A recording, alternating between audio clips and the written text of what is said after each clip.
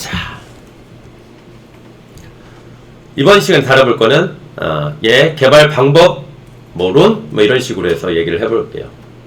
유니티라는 애를 이용해서 어떻게 콘텐츠를 개발하는지 방법. 이렇게 하려면 유니티라는 애가 어떤 애인지를 한번 알아보면 좋을 것 같아요. 유니티라는 애는 태어나게 된 동기가 뭐냐면 이걸 최초에 만들어낸 사람이 혼자서 게임을 이제 개발을 하려다 보니까 기존의 게임을 개발하거나 이런 거 했을 때 개발 도구들이 우리 뭐 비주얼 스튜디오 같은 것처럼 개발 도구들이 있어야 되는데 얘도 그런 것들이 필요해요. 그래서 상용 이런 도구들을 사려고 봤더니 얼마냐 그랬더니 최소한 10억 정도부터 시작하는 거예요. 그래서 나 컨텐츠 하나 만들려고 했는데 이거부터 시작한다고? 그래서 직접 만들기로 합니다. 한 3명 정도가 그렇게 만들어서 탄생한 게 유니티라는 엔진이고요. 다행히 이 친구가 얘네를 처음에 만들 때 맥 기반에서 만들기 시작해요. 맥 환경에서. 근데 이때가 2005년도쯤에 만들어가지고 하기 시작하는데 세상에 2007년도쯤에 세상을 뒤집는 일이 하나 생깁니다. 뭐죠? 아이폰이 세상에 탄생을 하죠. 스마트폰이 탄생하면서 예전에 여기 계신 분들은 다 그 피처폰 세대시잖아요. 그런 옛날에 그것들을 가지고서 하다가 스마트폰이 나오니까 그런 피처폰에서 대응할 수 없는 그거보다 훨씬 더 많은 것들을 대응할 수 있는 이런 컨텐츠를 만들 수 있는 거예요. 그러다 보니까 2007년도에 야 저기에 들어가는 어떤 컨텐츠 혹은 게임 이런 것들을 만들 수 있는 게 도구가 어디 있어? 딱 보니까 얘네가 있는데 심지어 얘네는 무료였던 거예요. 무료였고 동급의 이거를 성능을 낼 수 있는 애들은 10억. 근데 심지어 걔네들은 고퀄리티 PC에서만 동작하게끔 되어 있는 이런 형태였어요. 그러다 보니 이쪽이 굉장히 인기 있어지게 되고요. 그래서 모바일 쪽에서 특히나 많이 유행을 하게 됩니다. 이들이 가지고 있는 왜 또 인기가 있게 되냐면 이것 때문에 그랬어요. 그들이 내세운 슬로건인데요. 게임 개발의 민주화라는 요 슬로건을 가지고 작업을 해요. 자기네가 해봤더니 사람 구하기가 너무 힘들더라. 그쵸? 그래서 프로그래머가 아닌 사람도 게임을 만들고 싶고 콘텐츠를 만들고 싶고 자기 기획자가 자기 아이디어만으로도 뭔가를 했으면 좋겠고 혹은 나는 디자이너가 아니라서 그림을 못 그리는데 그림을 못 그리면 나는 콘텐츠를 못 만드나? 그래서 이걸 어떻게 하면 할 수 있을까라고 해서 이 게임 개발의 민주화라는 슬로건을 내세우고 얘를 작업을 하게 되고요. 이걸로 인해서 스토어라는 게 탄생을 해요. 지금은 되게 보편화된 개념이지만 지금 이때만 해도 완전 혁신이었어요. 우리 피처폰 때를 생각해보면 필요한 앱이나 이런 것들은 제조사에서 담아서 넣어주거든요. 우리가 거기다가 얘를 지우거나 걔를 뭐 어떻게 커스터마이징하고 이런 거는 저희가 선택이 아니에요. 그쵸? 근데 스마트폰이 나오면서 우리 공장폰으로 사다가 스토어에서 필요한 앱을 다운받는 이 시기가 됐죠. 이들이 무슨 짓을 하냐면요. 스토어라는 걸 만드는데 요즘에 이쪽에서는 콘텐츠를 제작할 때 초기 기획이 나오면 무엇부터 하냐면요. 쇼핑부터 합니다. 어처구니 없게 개발 기획서가 나왔는데 이걸 가지고 그래 야 우리 어떻게 해보자 회의에서 바로 이렇게 뭐 코딩 들어가는 이런 작업을 하는 게 아니에요. 바로 드로잉 들어가거나 이런 게 아니라 어디로 가냐면요. 스토어로 가요. 일명 게임에 들어가는 모든 리소스를 우리는 뭐라고 부르냐면요. 에셋이라고 부르거든요. 에셋을 상거래할 수 있는 스토어가 있어요. 거기 가서 계획서에 나온 기술을 이 기술을 우리가 지금부터 연구 개발해서 만들어야 되는데 만약에 그 GIS 데이터가 있다고 하죠. 지형 데이터들을 떠가지고 막 이것도 인식할 수 있는 게 필요하다고 볼게요. 그래서 위성에서 작업해놓은 촬영해놓은 GIS 데이터를 이용해서 항공에서 촬영된 것들을 항만에서 배가 지나다닐 때 그 데이터를 이용해서 이렇게 시뮬레이션 뜨는 프로젝트가 우리한테 주어졌다고 보면 야 일단은 GIS 데이터를 어떻게 우리가 인식해서 이것들을 실시간으로 하지? 우리 연구 개발을 해야 되잖아요. 뭐 짧게는 한 달에서 2달, 3달 막 걸릴 수 있잖아요. 근데 이 스토어라는 게 무슨 짓을 하냐면 그런 프로젝트 했던 사람들이 이거를 거기다 올려요. 그 기술을. 자기네가 프로젝트 했던 거를 거기에서 그거 했던 것들을 올립니다. 그러면 누군가도 분명히 그런 프로젝트가 다 필요할 수 있잖아요. 근데 갔더니 이게 있어. 그걸 내가 기술 구현을 할 수도 있겠지만 어떻게 내려받아요. 한 5만원 10만원 주고 받아요. 이게 몇 개월 걸렸을 때 할 수 있을지 없을지도 모르겠는데 이거를 어떻게 5만원 10만원을 내려받아가지고 우리 프로젝트에 넣었습니다. 획기적이죠. 실제로 여러분들이 상상하시는, 여러분들이 하시려고 하는 대다수의 어떤 기술적인 이런 것들은 여기에 몇억 건의 콘텐츠들이 이미 다 올라가 있거든요. 거기에 그래픽 리소스부터 시작해서 어떤 우리가 프로그래머블 한 이런 것까지 굉장히 많은 것들이 올라가 있어요. 하다못해 아두이노 키트 하나 제어하는 것까지 다 올라가 있습니다. 그래서 굉장히 많은 리소스들이 올라가 있는데요. 이거를 돈을 주고 서로 상거래할 수 있는 시장이 바로 에셋스토어예요. 왜? 게임 개발의 민주화를 위해서 만들려다 보니까 이런 게 필요했던 거예요. 근데 이게 요즘에는 굉장히 보편적으로 해서 어도비든 어디든 이런 내용들을 되게 많이 사용하게 돼요. 스토어라는 개념이. 그래서 요즘 콘텐츠 개발할 때 정말 재밌어요. 가면은 원래는 어디 설계해서 이거 이런 게 아니라 먼저 쇼핑부터 하니까 이거 되게 재밌는 시장이 됐어요. 대신 검증되어 있는 리소스들이나 몇 가지들이 올라와 있기 때문에, 그리고 굉장히 타이트하게 일정을 잡아서 퀄리티는 올릴 수 있고 비용을 굉장히 많이 줄일 수가 있게 되는 이런 형태로 가게 돼요. 자, 이게 유니티에 이용한 요즘의 트렌드는 이렇게 되어 있다라는 거 말씀드리고요. 그 다음에 유니티라는 애하고 얘가 어떤 식으로 그런 콘텐츠가 만들어지냐면, 이게 제가 뭘 그린 걸까요? 레고 블록이에요. 레고예요. 레고. 자, 레고는 지금 요거 딱 보시는 것처럼 그냥 단순하게 레고 블록만 있을 때는 얘가 뭐 하는 건가 싶어요. 그쵸? 근데 얘가 차곡차곡 이 레고 블록을 조립을 하잖아요. 그러면 이런 물체를 하나 만들 수가 있어요. 그쵸? 이런 물체를 만들 수가 있어요. 그리고 이 물체를 우리가 원하는 장소에다가 이렇게 이렇게 가져다 놓잖아요. 막 나무도 심고. 그쵸? 이 장소를 저희가 여러 개를 뽑았다고 치죠. 그러면 이런 건물처럼 만들어낼 수 있어요. 그쵸? 그쵸? 그러면 이 최종 우리가 만드는 이것들이 레고 블록부터 시작해서 건물이라는 어떤 전체에 완성되어 있는 어떤 덩어리가 돼요. 유니티가 콘텐츠를 만드는 방식이 이렇습니다. 그래서 시작할 때는 어떻게 컴포넌트라는, 얘를 레고 블록을 저희 용어로서 컴포넌트라고 하고요. 그 다음에 뭐 영어를 쓰면 컴포넌트 이렇게 되고요. 그 다음에 얘는 어떤 객체가 만들어지죠. 이 객체는 오브젝트라고 하고, 얘가 태생이 게임에서 시작되어 있는 애라서 앞에 게임을 붙입니다. 그래서 게임 오브젝트라는 애가 탄생을 하고요. 레고 블록을 다 조립하듯이 유니티는 만들어내는 거예요. 그래서 스토어에서 내려받아서 얘를 레고 블록을 조립을 하면 그 기능이 동작하게 돼요. 신기하게도.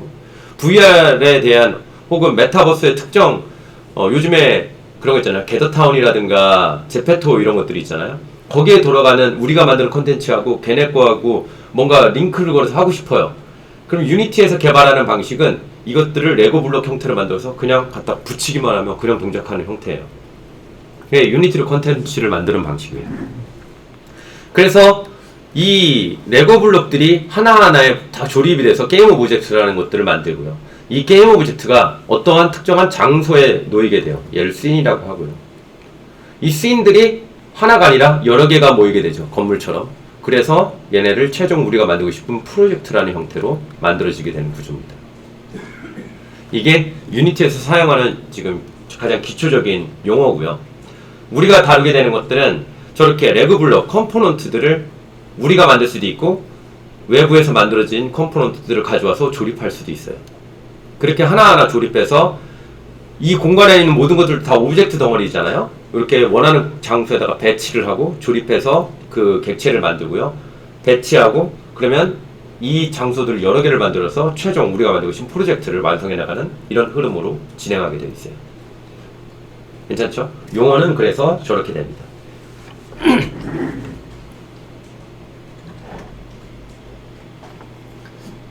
자, 유니티에서 이렇게 되고요. 이런 식으로 개발 방법들이 만들어집니다. 그래서 이런 레고 블록을 조립해서 하나씩 하나씩 물체를 만들고요. 이 물체라는 거는 제가 사람 형태로 그려놨지만 이 레고 블록 하나가 이런 경우가 있어요. 보안 레고 블록이에요. 해킹에 관련된 이 모든 것들을 통제하는 레고 블록이 될 수 있어요. 얘를 여기다 갖다 붙이면 어때요? 자비스를 뚫고 들어올 수 없는 형태가 되는 거죠. 아이언맨의 자비스를 뚫고 들어올 수 없는 그런 보안을 갖다 붙이는 경우가 될 수도 있어요. 그렇죠? 이런 식의 배포 방법을 이용해서 컨텐츠를 만들어가는 이런 형태가 되고요. 자, 유니티라는 애는 어디에서 쓰이고 또 어떤 방식으로 많이 쓰이는지를 한번 보면, 자, 유니티라는 애하고 얘기하기 전에 하나가 더 필요한 애가 있어요. 언리얼이라는 애가 하나 더 있어요. 방금도 저한테 또 연락이 오신 분이 있는데, 요쪽 회사 테크가 저한테 연락이 왔는데, 자, 이 두 개가 요즘에 시장을 되게 다른 부분에서 양분해서 가고 있어요. 점유율 자체는 얘가 월등하게 높아요. 월등하게 높아요. 40-50% 이렇게 되고, 얘는 10% 미만 이렇게 언더로 떨어져서 이렇게 작업되고 있어요. 근데 점유율만 보면 전 세계적으로 얘가 짱 먹는 거죠. 요즘에 메타버스 테마주 하면 이쪽에서 미국이나 전 세계에서도 유니티라는 게 제일 먼저 나오고 이런 것들이 있어요. 근데 매출 규모를 보면 얘가 얘보다 자체적으로 자기네들 얘기하는 건 한 50배 정도 더 많대요. 왜? 얘네한테는 대표적인 콘텐츠가 뭐가 있냐면요, 포트나이트라는 게 있어요. 들어보셨나요? 메타버스 하면 뭐 제페토 이런 것도 있지만 해외 쪽에서는 로블록스나 포트나이트 이런 것들이 나와요. 그래서 BTS도 포트나이트 안에서 자기네 뮤직비디오 공개를 하고 막 이런 것들을 합니다. 게임이에요. 근데 매출이 연매출이 한 1조 넘게 나와요.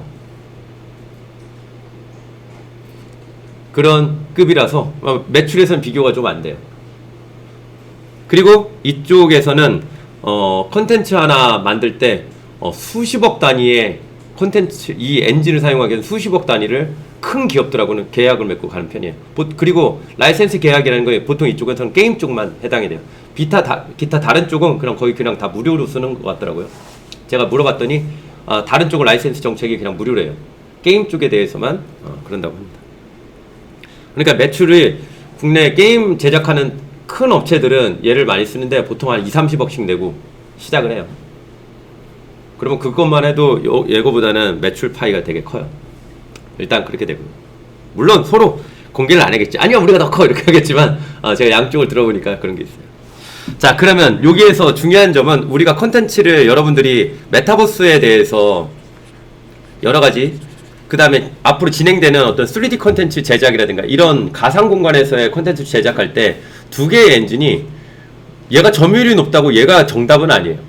굉장히 얘도 못지않게 나오고 있어요. 그러면 우리가 선택할 때 어떤 기준으로 선택하는지에 대해서 잠깐 말씀드려보면, 얘 같은 경우에는 개발자들의 명품이라고 볼 수 있어요.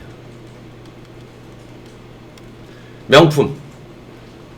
저는 이제 악마는 프라다를 입고 해서 명품은 무조건 프라다지 이렇게 생각하는데 이거보다 훨씬 비싼 브랜드가 많이 있더라고요. 자, 프라다라고 볼 수 있어요. 자, 여러분들이 명품 매장에 가서 가방을 하나 산다고 보죠. 그러면 보통은 대기줄이 있더라고요. 대기줄이 있어요.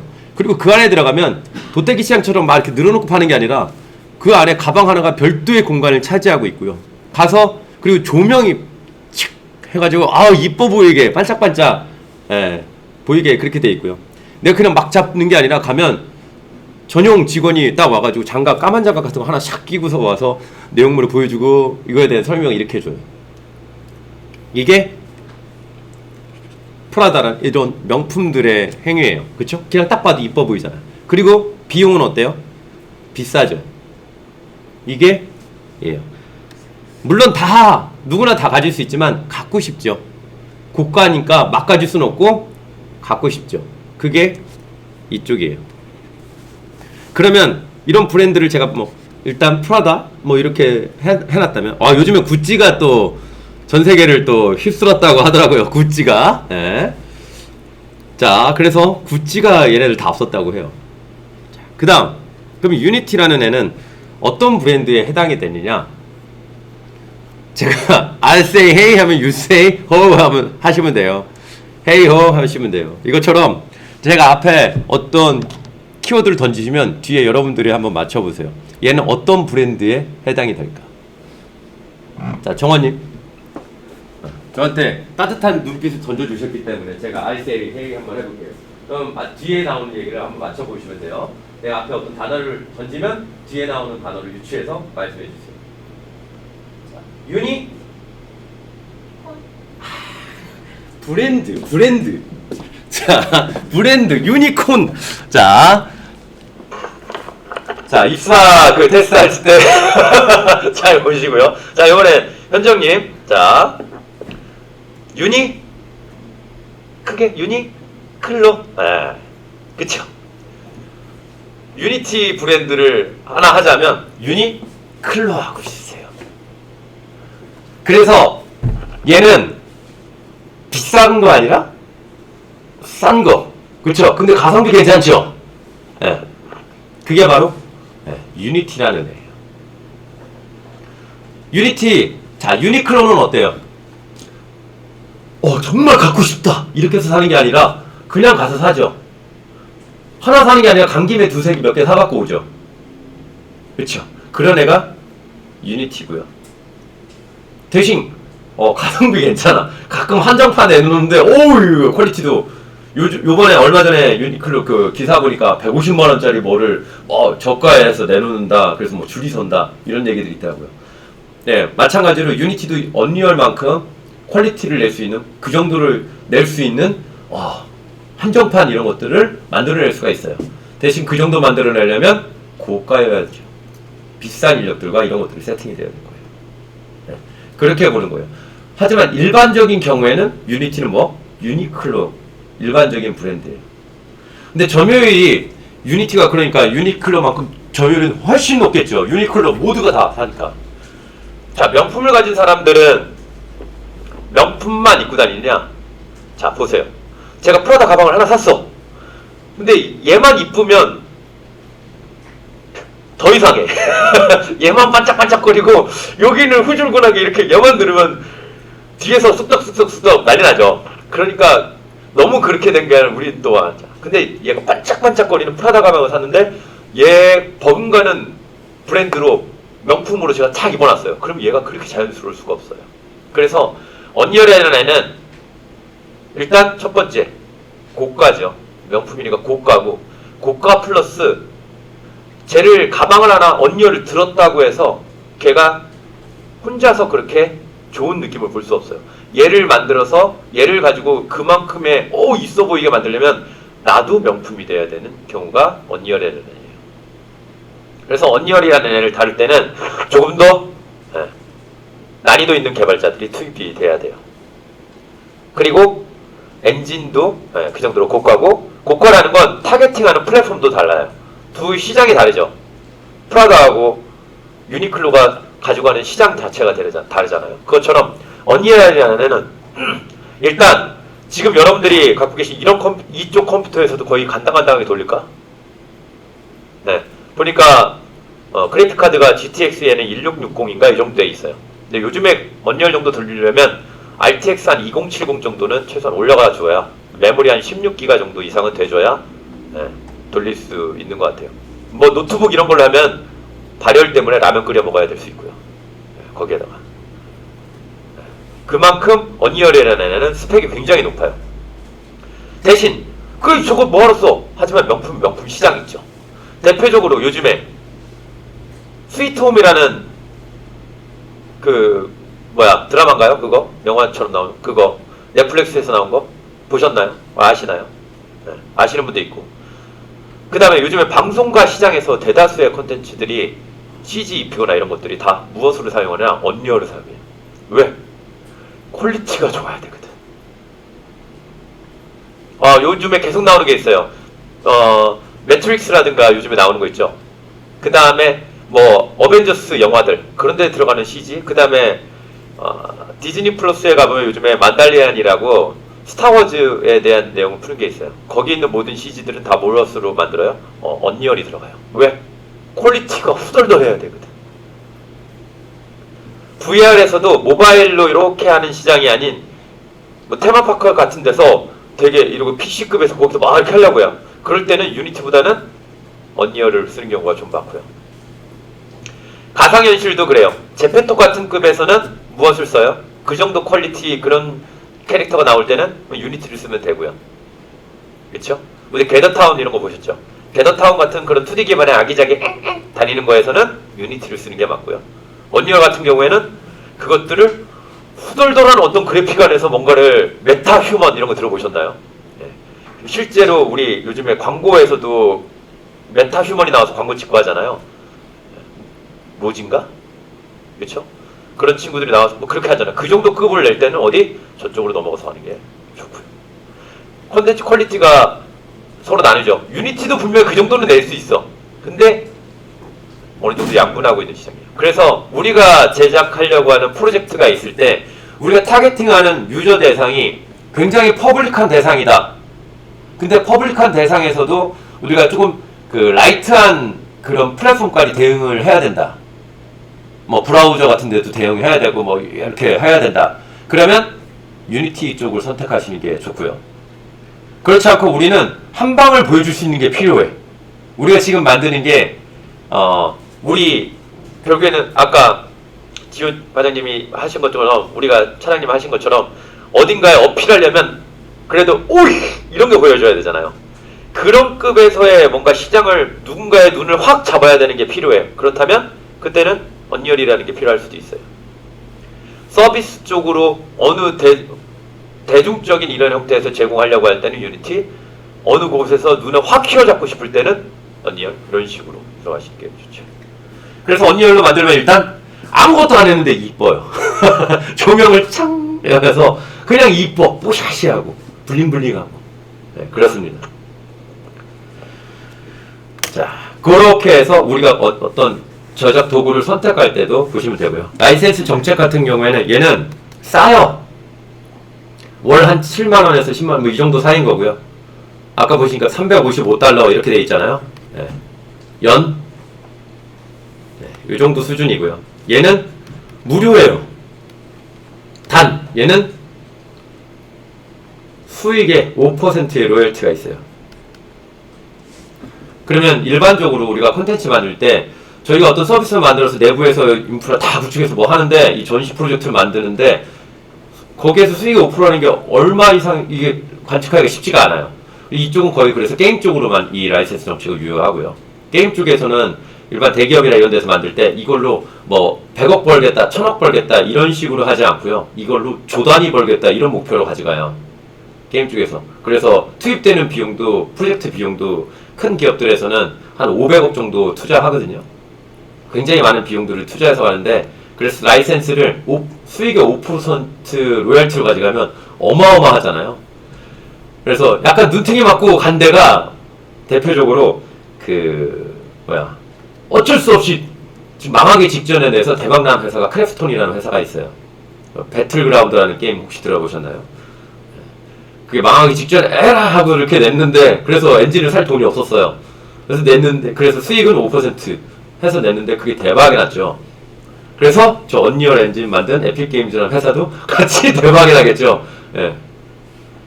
그래서 일반적인 대기업들 같은 경우에는 저렇게 하지 않고 라이센스 그냥 이렇게 하지 말고 그냥 퉁쳐서 몇십억 이렇게 그냥 계약을 하는 편이에요. 자, 기업체분들한테는 이 정도 라이센스 정책을 알아두시면 전략 세우실 때 도움이 되실 테니까 공유를 드립니다.